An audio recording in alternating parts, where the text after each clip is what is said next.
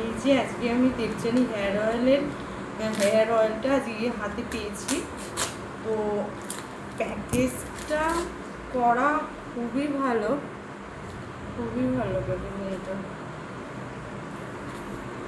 দেখি এটার ভিতরে এখন আপাতত কি আছে, আগে এটা দেখি। এই যেমন এখন হেয়ারের কন্ডিশন, চুলগুলো তো শ্যাম্পু করেছি কালকে।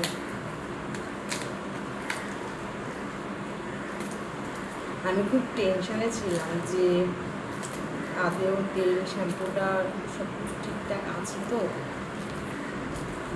ফার্স্ট টাইম তেল অর্ডার করেছি। আচ্ছা,